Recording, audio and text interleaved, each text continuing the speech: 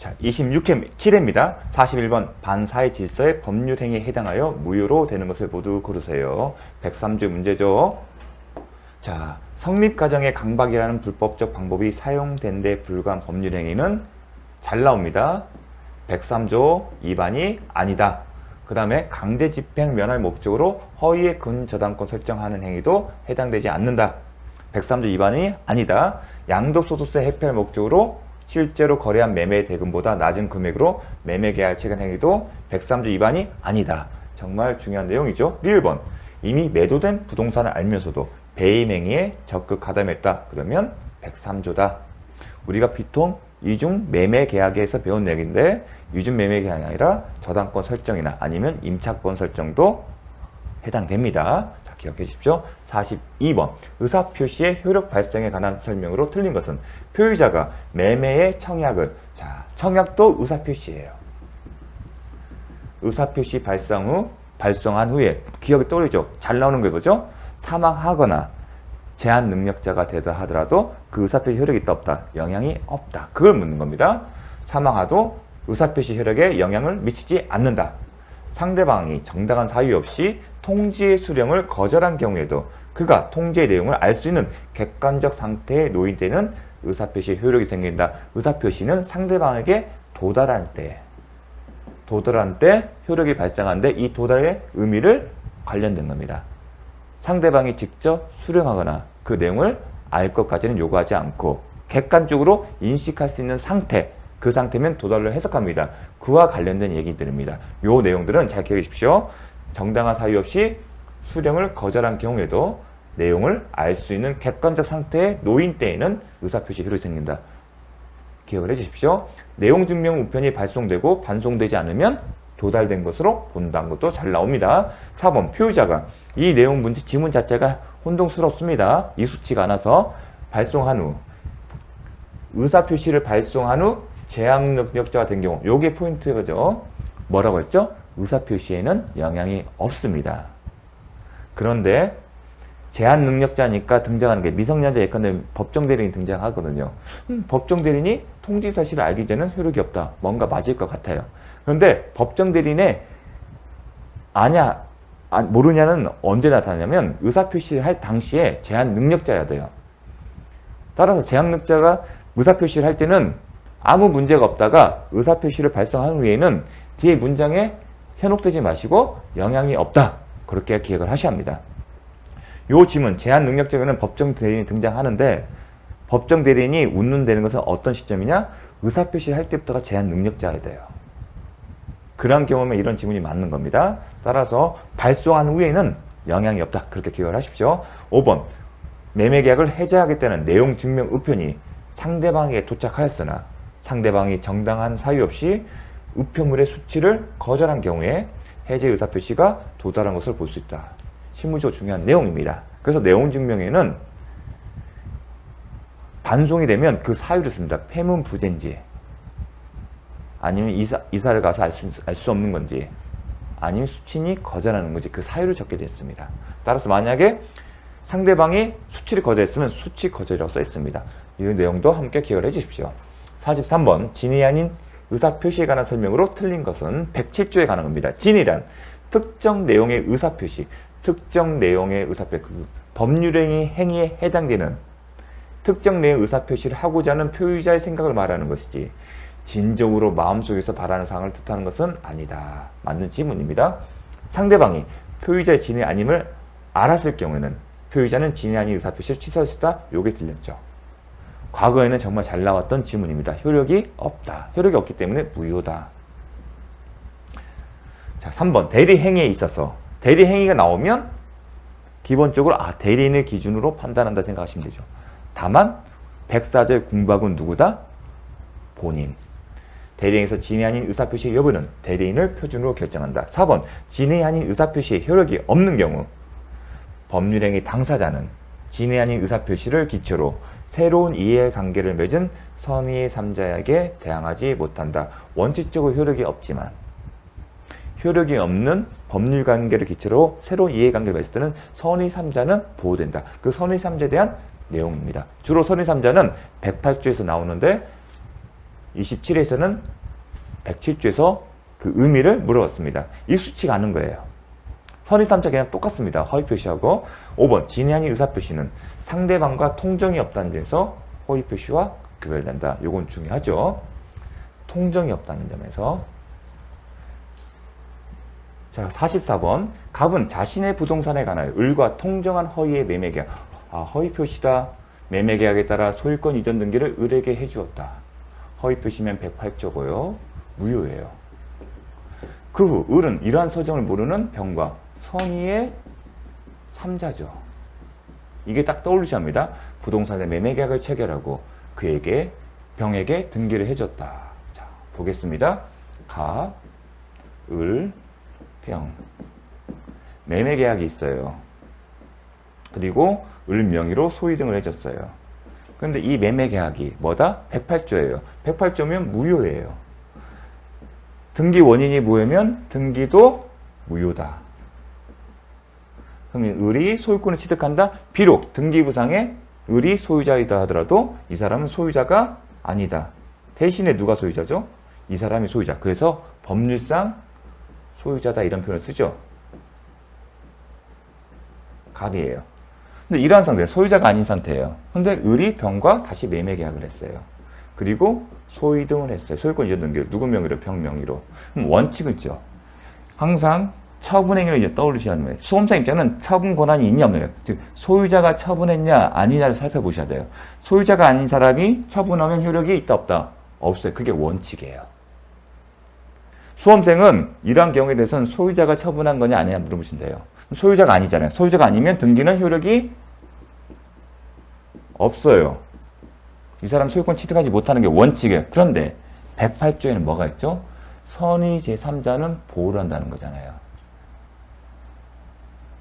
선의 제3자를 보호한다는 얘기는 갑과 을은 병에게 이 매매 계약이 무효인 얘기를 못한다는 얘기예요. 그럼 무효가 아니라 유효라면 이 사람이 소유자가 되는 거예요. 대항할 수 없다는 얘기는 갑과 을이 이 병에게 대항하려면 출발점 뭐예요? 매매 계약이 무효인 거예요. 그래야만 이 사람이 등기를 되었다 하더라도 소유권을 취득을 못해요. 근데 선의 제3자에게는 대항하지 못한다는 규정이 있어요. 보호 규정이 있어요. 그 얘기는 뭐냐면 매매 계약이 무효라는 얘기를 못한다는 얘기예요. 그럼 어떻게 취급하냐? 유효하다는 거예요. 그럼 매매 계약이 유효하면 을이 소유자가 되잖아요. 그럼 소유자이기 때문에 소유자가 되기 때문에 처분행위도 유효하게 되는 거예요. 이렇게 가는 거예요. 그래서 항상 원칙을 생각하고 보호규정, 이런 보호규정이 107, 108, 109, 110 또 뭐가 있죠? 계약 해제, 그 다음에 부동산 신명법, 제3자, 가등기담보법상의 선의 3자 다 이렇게 원칙적으로 효력이 없지만 법률의 규정에 의해서 이런 보호규정이 있는 거예요. 자, 그렇게 보시면 됩니다. 먼저 갑과 을은 매매계약했던 채무를 이행할 필요가 없다. 왜요? 갑과 을 사이 매매계약을 체결해서 계약이 성립해 효력이 발생한다는 채권 채무 관계가 있다는 거잖아요. 근데 무효이기 때문에 효력이 없어요. 즉 갑을 사이는 채권 채무가 없는 거예요. 그 얘기를 쓴 겁니다. 따라서 채무를 이행할 필요가 없는 거죠. 즉 매도인주의에서 소유권 이전 등기할 의무, 을의 매수인주의에서 매매를 지급할 의무가 없는 겁니다. 왜냐하면 통정허위표에 있어서 매매계약은 무효이기 때문에 효력이 없다. 그 얘기는 채권 채무가 없다. 2번 갑은 병을 상대로 소유권 이전 등기 말소를 청구할 수 없다. 왜냐하면 선의 제3자가 소유자가 됐잖아요. 이 사람이 소유권을 취득하게 되면 갑은 소유권을 상실하게 되겠죠. 따라서 소유권에 기한 물권적 청구권, 소유권 이전 등기 말소 청구한다 이런 얘기는 소유자 주의에서 물권적 청구권 행사할 수 있다 하는 거다. 그럼 소유자냐 아니냐 그걸 묻는 거예요. 이 사람 소유자 아니잖아요. 이 사람 소유권 취득하면 반사적으로 이 사람은 소유권을 상실하죠. 그렇기 때문에 소유권에 기한 물권적 청구권을 행사할 수 없는 겁니다. 이거는 214조죠. 병이 부동산의 소유권을 취득한다. 선의 제3자이기 때문에. 4번 갑이 자신의 소유권을 주장하려면 벽의 악을 주문한다. 자, 선의 재산 보호이기 때문에 이 사람이 선의 재산을 소유권을 취득하고 자신의 갑은 소유권을 상실해요. 그럼 갑이 자신의 소유권을 지키는 방법은 뭐예요? 이 사람이 악이라는 거야죠. 그럼 누가 주장한다? 허위표시에서는 이 사람이 증명해야 돼. 왜냐면 추정력이 있기 때문에. 제가 얘기를 했잖아요. 입증 책임과 관련해서 허위표시에서는 대부분 부동산과 관련되기 때문에 추정력이 있기 때문에 그 효력을 부인하고 싶은 사람, 악의를 주장하는 사람이 입증 책임이 있다. 그걸 묻는 겁니다. 병의 악의를 누가? 매도인이 해야 한다. 병이 선이더라도 과실이 있으면 시동 못 선다. 아니다. 선의 제3자 보호구 중에서 선의 무과실을 요하는 게 아니죠. 그냥 선인 경우입니다. 과실이 있어도 보호를 받는 겁니다. 우리가 이제 선의 무과실 나오게 되면 어디에서죠? 135조에서. 선의 무과실은 기억할 게 딱 크게 두 가지. 135조에서는 무권 대리인 상대방이 대리인의 상대방이 선의 무과실인 경우만 보호를 받는다. 그 다음에 하자담보 책임에서는 매수인의 선의 무과실인 경우에만 담보 책임이 하자담보 책임이 있다. 하자담보 책임에 따른 권리 행사를 할 수 있다. 선의 무과실은. 그렇지 않은 경우 대부분 선의 아니면 선하기를 불문합니다. 자, 잘 나옵니다. 45번. 자, 갑은 을 소유의 X 토지를 임차하여 사용하던 중 이를 매수하기로 을과 합의했다. 매매 계약을 체결하겠습니다. 어떤 토지를? X 토지를. 그런데 계약서에는 Y 토지로 잘못 기재했다 있다. 당사자 간의 구두상으로는 뭘 매수하기로 매매 계약했다? X 토지예요. 그러니까 당사자가 X 토지를 매매하기로 했는데 계약서에는 Y로 썼다. 그러면 딱 떠오르는 게 오표시 무효예요. 잘못된 표시는 해를 끼치지 않는 오표시 무효의 원칙을 떠올리셔야 합니다. 그러면 한번 설명하겠습니다. 오표시 무효. 계약서에 뭘 쓰잖아요. Y 토지다. 한번 이게 나오면 표시상의 효과사, 내심적 효과사 이렇게 구분을 하세요. 표시상의 효과사는 뭐다? 계약서예요. 계약서에 뭘로 써 있어요? Y 토지죠. 표시상의 효과사는 객관적으로 판단한 거다. 계약서에 Y 토지로 써 있으면 물론다. 매도인의 의사표시도 Y일 거고 매수인도 Y겠죠. 왜냐면 갑과 을이 지금 계약서에 쓴 거잖아요. 그럼 표시상의 효과서는 계약서에 있는 대로 써야 한다. 이렇게 보셔야 합니다. 갑의 지금 의사표시자는 두 사람이잖아요. 그러니까 매도인, 매수인 쓰고요. 이렇게 표를 그리십시오. 표시상의 효과서는 뭐다? 계약서에 기재된 대로 쓴다. 그럼 Y로 써 있잖아요. 그럼 내심적 효과서는 이 사람들이 이 법률 해결에서 그 내심의 효과서예요. 나는 뭐였죠? Y 토지가 아니라 뭐였어요? X 토지예요. 그쵸? 우리가 배웠죠? 착오라는 것은 표시상의 효과서와 의사표시자를 주체를 을을 기준으로 해서 표시상의 효과서와 내심적 효과서가 같지 않으면 이게 뭐예요? 착오의 문제죠. 그렇게 배워왔어요. 그런데 지금은 그전에는 이렇게 계약을 합의했다 이런 경우가 아니라 항상 매도인에게 이런 착오가 있는 경우였어요. 그런데 매수인도 동시에 착오가 있어요. 왜냐면 매수인 입장에서도 표시상의 효과서와 내심적 효과서가 같지 않잖아요. 이게 착오예요. 그런데 특징이 뭐냐면 특징을 보니까 내심적 효과서는 같아요. 매도인과 매수인이. 이것만 고려할 때 내심적 효과서와 표시상 효과서가 다르다는 걸 기준으로 착오를 할 수 있어요. 원칙들은 다 착오를 하면 취소를 하면 돼요. 그런데 내면을 보니까 양 당사자의 내심적 효과서가 같아요. 이 사람들은 각자 매도인과 매수인 각자가 109조의 착오 요건을 갖추면 취소할 수 있어 보여요. 그런데 특징이 뭐다? 매도인과 매수인의 내심적 효과서가 합치돼요. 여기에 특징을 둔 거예요. 이 사람들은 Y 토지가 아니라 X 토지에 대해서는 의사가 합치하는 거예요. 그래서 어떤 걸 했냐면 이런 특징이 지목해서 계약서상에 비록 매매 목적으로 계약서에는 뭐라고 써있어요? Y 토지라고 기재되어 있어도 어떻게 해석한다? 내심적 효과서가 일치하는 경우에는 Y 토지가 아닌 X 토지에 관하여 계약서에 쓴 거를 본 거예요. 즉 계약서에 Y로 써있지만 계약서에는 Y 토지가 써있지만 매도인과 매수인의 내심적 효과서가 뭘로 했어요? X로 합치가 됐기 때문에 계약서의 Y 토지를 뭘로 본 거야? 계약서의 Y 토지를 X 토지로 바꾸는 거예요. 해석으로. 그럼 어떻게 되냐면 이렇게 바꾸는 거예요. 매도인의 표시상의 효과서와 매수인의 의사표시도 X로 본 거예요. 계약서에는 Y로 됐지만 표시상의 효과서를 X로 보는 거예요. 이게 오표시 무효의 원칙 아니면 자연적 해석이라는 표현을 써요. 좀 어려운 내용인데 이렇게 바꿔주는 거예요. 그러면서 이렇게 전제를 했어요. 그러면 표시상의 효과서와 내시적 효과서가 같아요, 틀려요? 같잖아요. 그러니까 착오로 취소할 수가 없어요. 계약서에는 Y로 됐지만 이해는 안 되지만 해석상 이게 자연적 해석의 방법에 의해서 계약서의 Y 토지를 X 토지로 바꿔주는 거예요. 표시상의 효과서를. 내심적 효과서가 같기 때문에. 그런 법리를 거치는 겁니다. 그렇게 되면 이렇게 되는 거예요.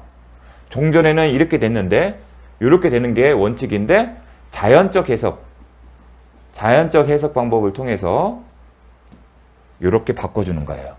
그러면 차고문 문제 생긴다 안 된다? 안 생긴다. 그렇기 때문에 Y 토지에 대해서 이전 등기가 이루어졌다 하더라도 없잖아요. 근거가 없잖아요. 등기 원인이 없기 때문에 무효가 되는 겁니다. 그렇게 가는 겁니다. 보겠습니다. 매매계약은 X 토지에 대해 유효하게 성립한다. 이렇게 해석하기 때문에 X 토지에 대해서 매매계약이 체결된 걸 보는 거예요. 이렇게 해석을 통해서. 이게 오표시무효의 원칙입니다. 그 다음에 이게 매매계약은 Y 토지. 아니죠. 계약서에 Y로 했지만 해석 방법에 의해서 이렇게 본다고 하잖아요. 그러면 계약서죠. 이게 표시상 효과서가 계약서잖아요. 계약서에 X에 됐으니까 X 토지에 대해서 매매계약이 유효하게 성립한 것으로 보는 겁니다. 대신 Y는 아니고, Y 토지는 아니고요. 3번, X 토지에 대해 매매계약이 성립하지만 착오를 이유로 취소할 수 있다? 아니다. X 토지에 대해서 매매계약이 체결되고 내심적 효과서와 표시상 효과서가 같기 때문에 취소의 문제는 생기지 않습니다. 4번, Y 토지에 대해 매매계약 성립. 매매계약은 Y 토지에 성립된 게 아니라 어디다? X 토지에 성립된 거다. 따라서 착오를 이유로 취소 문제가 생길 수 있다 없다? 매매계약 성립된 게 아니기 때문에. 어디 생겼기 때문에? X 토지에 대해서 생긴 거기 때문에 X와 Y 어느 토지에 대해서도 매매계약 성립하진다? 아니죠. X 토지에 대해서 매매계약이 성립된 거다. 이렇게. 요 표를 기억을 하시면 됩니다. 자연적 해석. 왜 출발점은 내심적 효과 의사가 같기 때문에 그렇습니다. 그게 오표시무효의 원칙이다. 그리고 Y 토지에 관해서 등기가 되었다 하더라도 원인무효의 등기다. 이 이유는 자주 출제되지는 않습니다. 27회 이후로는 기억을 해주십시오. 46번 사기에 의한 의사표시에 관한 설명으로 틀린 것은 아파트 분양자가 아파트 단지 인근에 공동묘지가 조성된 공동묘지가 있으면 당연히 알려줘야겠죠. 이러한 사실을 알리지 않았다면 기망행위에 해당한다. 아파트 분양자에게 2번 아파트 분양자에게 기망행위가 인정된다면 분양계약자는 기망을 이유로 분양계약을 취소하거나 취소권이 있는데 의무가 아니에요. 취소하거나 아니면 취소를 원하지 않을 경우는 손해배상만을 청구할 수도 있습니다. 요것도 잘 기억을 해주십시오. 특이하죠. 이런 경우입니다. 자기가 사기당했다고 생각했는데 아파트가 사기를 당했음을 알고 분양 당시보다 가격이 상승한 경우예요. 그런 경우에 취소를 않고 손해배상만 청구합니다. 3번 분양회사가 상가 분양하면서 그곳에 첨단 오락타운을 조성하여 수익을 보장한다는 다소가장했다는 얘기는 뭔가 기망행위에 해당되지 않는다는 것을 암시하는 겁니다. 기망행위에 해당되지 않습니다. 요 내용은 판례 내용입니다. 근데 힌트를 줬어요. 다소가장. 지문상에서 읽다 보면 힌트를 준 게 있어요. 다소가장. 이건 뭔가 허용이 된다는 겁니다. 제3자의 사기에 의해 의사표시를 한 표의자는 제3자가 사기에 의해서 의사를 표시한 경우는 어디다? 상대방이 그 사실을 알았거나 알 수 있었을 경우에 취소할 수 있다. 정말 중요한 조문이죠. 법조문이죠. 이게 3자가 아니라 대리인인 경우에는 혼동하면 안 되죠. 제3자, 대리인은 사실 3자가 아닙니다. 5번, 대리인의 기망행위에 대리인이 기망행위 나왔다 그럼 누굴 기준한다? 대리인을 기준하기 때문에 설사 본인이 그러한 사실을 몰랐다 하더라도 취소할 수 있다. 맞는 질문이죠. 계약의 상대방은 본인이 선의들. 왜냐하면 기망행위 여부는 대리인을 기준하기 때문에. 47번 잠시 쉬었다 하겠습니다.